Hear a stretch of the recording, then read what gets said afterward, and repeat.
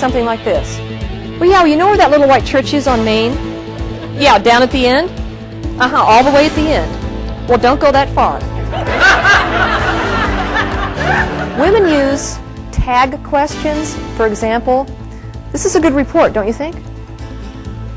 See how it sounds like I'm asking permission to think that it's a good report?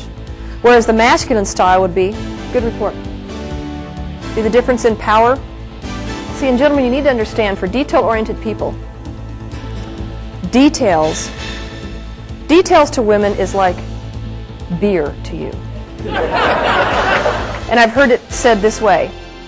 When a man loses his temper in the office and yells, it's viewed as taking control.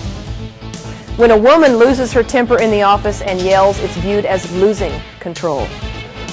Women don't mind asking for help. They'll pull over every 2 blocks if they have to. They make new friends. They find people to talk to that way. Men tend to make decisions independently. Remember, they're programmed for superiority and independence. Women make decisions by consensus, so they see men not asking for opinion and think, wow, he doesn't respect my opinion. He doesn't care what I think. That's not true. He doesn't care what anybody thinks.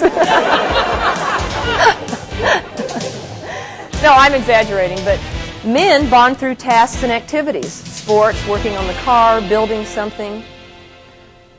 So women, your husband comes in from a golf game, let's say. How was the game? Fine. What'd you talk about? Nothing. He's serious. And even if they did talk about something, he doesn't remember what. And you think to yourselves, how can you call these guys your good friends? You never talk about anything. Because that's the way you bond. But that's not the way men bond, and they feel just as close to their buddies as you do to yours. It's just a different style of bonding. Just a different style of bonding. And women don't talk too much. They just talk more than men. Women are such active listeners. They're so involved. It's like low-impact aerobics. Oh my gosh! Oh, wait till I tell Helen. Oh, I can't believe this. All this activity going on, you know she's listening. But women have that style, so they see men just sitting there like logs and think, well, he's not listening. Or he just doesn't care. He's not responding. Not necessarily true. Now, you've got to pick your moments. Don't start a deep conversation when a guy's watching sports. I mean, if I'm really engrossed in a good book, I can't hear anybody. Somebody has to tap me on the shoulder to get my attention. It's the same thing. So pick your moments. But men, use a little feedback, little active listening to let somebody know that you're there, that you're present. Same thing with direct and constant eye contact. See, that's a programming thing. Way back when, and still sometimes today, direct and constant eye contact between men was a sign of aggression. And oftentimes men misunderstand and misinterpret constant and direct eye contact from women as flirting. So when they're uncomfortable for any reason, whether it's aggression or flirting, they avert their eyes, so women think you're not listening, or that men are avoiding connection. I notice now, when I'm talking with a man, I can start to see when he's wondering where I'm coming from. And then I'll avert my eyes, unless I'm flirting. It's very difficult for men to ask for help because they've been programmed for superiority and independence. Now, what comes to mind when I say that? Yes! Directions. Yeah. All right, it goes something like this. No. Okay, now I can figure out where we are. Let me see. All right, there's the North Star over there. Women don't mind asking for help. They'll pull over every 2 blocks if they have to.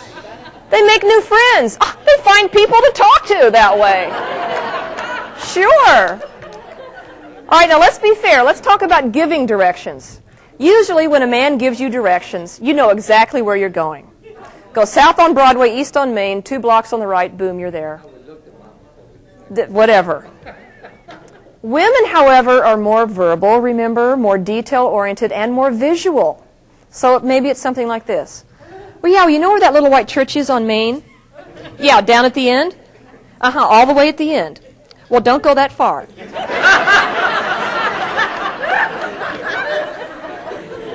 How about this one? I got this one time.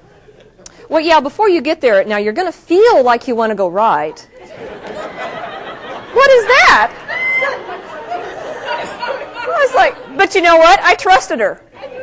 I thought, okay, there's going to come some place where I'm going to feel like I want to go right, and I'm not supposed to. I'll just know it when I get there, I guess.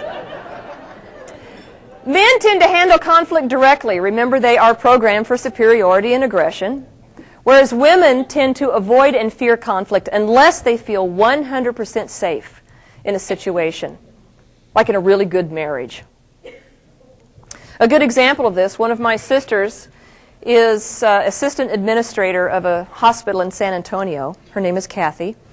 A patient turned in a complaint on a nurse that reports to Kathy. So Kathy had the nurse follow the protocol of filling out this 2-page report. Kathy sent it up to her boss, the administrator. It came back in interoffice mail the next day with a note on it, a Post-it note that said, "What does this say?" Kathy wrote on it, "Nurse did bad. Nurse told if she does bad again, she's fired." Sent it back up. Didn't hear another word. That's all he wanted to know. That's all he wanted to know. Women are much more programmed for monogamous relationships because it meant survival to them, whereas men at that time were more programmed to go out and keep the species going and procreate. Gentlemen, we no longer need to do this. All right? Do not use this as an excuse. There are plenty of human beings on the planet now. All right? No.